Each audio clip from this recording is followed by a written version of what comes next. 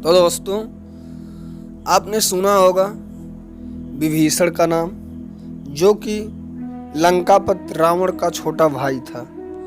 तो मेरे प्यारे साथियों, आज मैं इस वीडियो में लेके आया हूँ कि विभीषण ने अपने भाई रावण के साथ बगावत क्यों की और वह अपने भाई को छोड़ के राम के तरफ क्यों आया। तो दोस्तों, इसको जानने से पहले थोड़ा हम लोग जान लेते हैं विभीषण कौन था। तो मेरे प्यारे साथियों, ब्रह्मा जी के पुत्र पुलस्त मुनि और पुलस्त मुनि के पुत्र महर्षि विश्वेश्वरवा जो था, और उसका एक असुर कन्या कैकसी के साथ शादी हुई थी, जिससे उसके 3 पुत्र हुए थे। पहला जो था उसका नाम रावण था, दूसरा जो था उसका नाम कुंभकर्ण, और तीसरे नंबर पे जो थे विभीषण। तो मेरे प्यारे साथियों, विभीषण विश्वेश्वरवा के सबसे छोटे पुत्र थे और विभीषण बचपन से ही धर्मपरायण और भगवान की भक्ति में बहुत ज़्यादा लीन रहता था। यानी उसको कह सकते थे वो हरि का भक्त था। और विभीषण की पत्नी जिनका नाम शर्मा था। तो मेरे प्यारे दोस्तों, शर्मा को एक पुत्री थी जिसका नाम त्रिजटा था। आपने त्रिजटा को देखा होगा रामायण सीरियल में, जो सीता जी के पास अशोक वाटिका में रहती थी। तो मेरे प्यारे साथियों, प्रश्न यह है कि विभीषण ने अपने भाई रावण से क्यों की थी बगावत। तो उसके बारे में चलिए आज लेके आए हैं कुछ रहस्यमय बात जो आपको बताते हैं। तो इससे पहले मेरे प्यारे साथियों, यदि आप चैनल पे नए हैं तो चैनल को तुरंत सब्सक्राइब करें और लाइक करें और शेयर करें, ताकि ऐसा ही जानकारी वाला वीडियो आप लोगों तक पहुंचता रहे। तो मेरे प्यारे दोस्तों, पहला नंबर जो आता है ब्रह्मा जी से वरदान। साथियों, एक बार तीनों भाइयों ने रावण, कुंभकर्ण और विभीषण बहुत ही दिन तक कठोर तपस्या करके ब्रह्मा जी को प्रसन्न कर लिया। ब्रह्मा ने प्रकट होकर तीनों से वर मांगने के लिए कहा। इस पे दोस्तों रावण ने महत्वाकांक्षी स्वभाव के अनुसार ब्रह्मा जी से त्रिलोक विजयी होने का वरदान मांगा। तो वहीं पे दोस्तों कुंभकर्ण ने इंद्रासन की लालसा से वर मांगने के लिए तपस्या किया था, और उसके जुबान से इंद्रासन के जगह पे निद्रासन निकल गया था। और ब्रह्मा जी बोले यो मस्त, और वर्ष में बस 1 दिन के लिए ही उसे जागने का वरदान भी दिए ब्रह्मा जी। जब रावण ने बहुत ज़्यादा प्रार्थना की ब्रह्मा जी से कि अगर ये सोता ही रहेगा तो संसार को देखेगा कैसे, तो उसे 1 दिन जागने के लिए भी वर दिया था। और दोस्तों अंत में विभीषण ने उनसे भगवत भक्ति की याचना की कि हमें भगवत की भक्ति प्रदान कीजिए। उसके बाद ब्रह्मा जी ने विभीषण को भक्ति का वरदान दिया। तो दोस्तों, तपस्या से लौटने के बाद रावण ने अपने सौतेले भाई कुबेर से सोने की लंका को छीन लिया और उसे अपनी राजधानी बनाया, और ब्रह्मा के वरदान के प्रभाव से त्रिलोक विजयी बना, और विभीषण भी रावण के साथ लंका में रहने लगा। दोस्तों, ये था पहला कारण। दूसरा कारण जो है वो दोस्तों रावण को समझाया। मेरे प्यारे साथियों, रावण ने जब सीता जी का हरण किया तब विभीषण पराई स्त्री के हरण को महापाप बताते हुए सीता जी को श्री राम को लौटा देने की सलाह दी, और सलाह देकर हमेशा धर्म की शिक्षा देता था। लेकिन रावण उसकी एक नहीं सुनता था।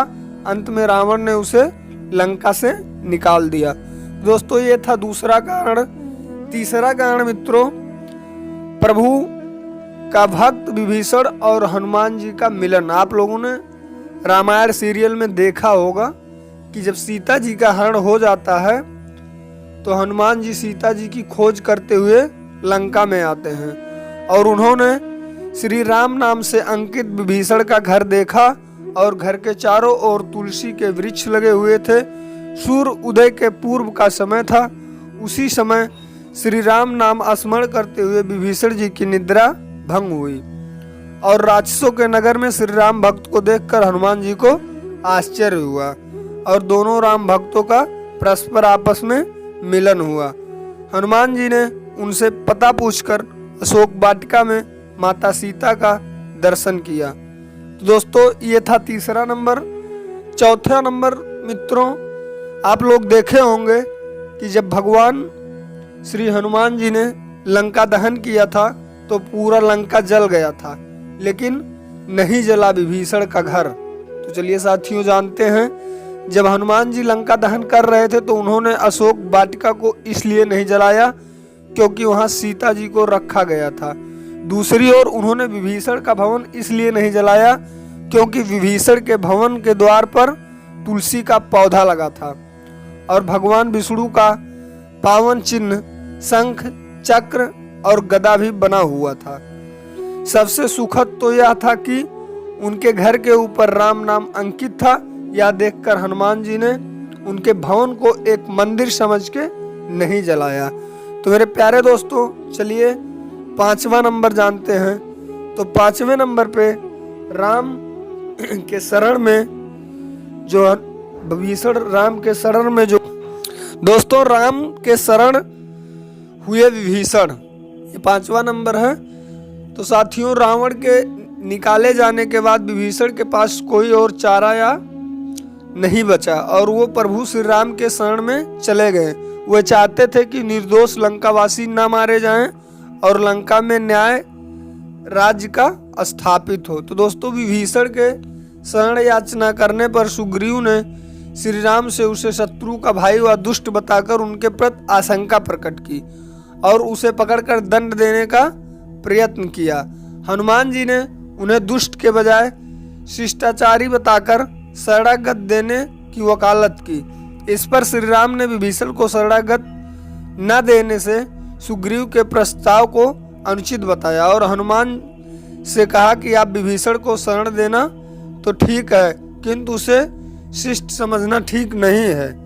इस पर श्री हनुमान जी ने कि आप लोग विभीषण को देखकर अपना विचार प्रकट कर रहे हो, मेरी ओर से भी तो देखो और मैं क्या चाहता हूँ। फिर कुछ देर बाद हनुमान जी ने रुक कर कहा, जो एक बार विनती भाव से मेरी शरण की याचना करता है और कहता है मैं तेरा हूँ, उसे मैं अभयदान प्रदान कर देता हूँ। यह मेरा व्रत है, इसलिए विभीषण को अवश्य शरण दी जानी चाहिए। तो मेरे प्यारे दोस्तों, ये था पांचवा कारण। छठे नंबर पे साथियों, विभीषण ने दिया इस तरह प्रभु का साथ। विभीषण का एक गुप्तचर था जिसका नाम अनल था। साथियों रामायण में नहीं दिखाया गया, आप लोग जान लें। जैसे रावण के पास दो गुप्तचर थे, सूक और सारंग, उसी तरह विभीषण का एक गुप्तचर था अनल। तो साथियों उसने पक्षी का रूप धारण कर लंका जाकर रावण की रक्षा व्यवस्था तथा सैन्य शक्ति का पता लगाया और इसकी सूचना भगवान श्री राम को दी थी। विभीषण ने ही राम को कुंभकर्ण, मेघनाथ और रावण के मृत्यु का रहस्य भी बताया था। तो मेरे प्यारे साथियों सातवां नंबर कारण जो है चलिए जानते हैं। तो दोस्तों चिरंजीवी बने विभीषण। साथियों भगवान श्री राम ने विभीषण को लंका का नरेश बनाया था और अजर अमर होने का वरदान दिया। विभीषण जी सप्त चिरंजीवियों में से एक हैं और अभी तक विद्यमान हैं। विभीषण को भी हनुमान जी की तरह चिरंजीवी होने का वरदान मिला था और वे आज भी सशरीर जीवित हैं। तो मेरे प्यारे साथियों आठवां रहस्य की बात जो है हनुमान स्तुति। आप लोग इसको नहीं जानते होंगे, तो चलिए बताते हैं। इंद्रादि देवताओं के बाद धरती पर सर्वप्रथम विभीषण ने ही हनुमान जी की शरण लेकर उनकी स्तुति की थी और विभीषण ने हनुमान जी की स्तुति में एक बहुत ही अद्भुत और अचूक स्तोत्र की रचना की। विभीषण द्वारा रचित इस स्तोत्र को हनुमान वंडवानल स्तोत्र कहते हैं। तो साथियों हनुमान जी की शरण में भय मुक्त जीवन कौन कौन यापन किया और किसके जीवन को भय मुक्त किया ये भी बता दें। हनुमान जी ने सबसे पहले सुग्रीव को वाली से बचाया और सुग्रीव को श्री राम से मिलाया। फिर उन्होंने विभीषण को रावण से बचाया और उनको राम से मिलाया। तो मेरे प्यारे साथियों हनुमान जी की कृपा से ही दोनों को भय मुक्त जीवन और राजपद मिला। इसी तरह हनुमान जी ने अपने जीवन में कई राक्षसों का संहार किया और साधु संत के हित के लिए कार्य किए। तो मेरे प्यारे साथियों कैसा लगा आज का हमारा ये वीडियो, लाइक, शेयर और कमेंट करके हमें बताएं। और दोस्तों, अगर आप चैनल को पहली बार देख रहे हैं तो चैनल को तुरंत सब्सक्राइब कर दें, ताकि ऐसा ही जानकारी वाला वीडियो आप लोगों तक पहुंचता रहे। तो चलिए दोस्तों, मिलते हैं फिर एक अगले वीडियो के साथ। तब तक के लिए जय श्री राम, जय श्री हरि, हर हर महादेव।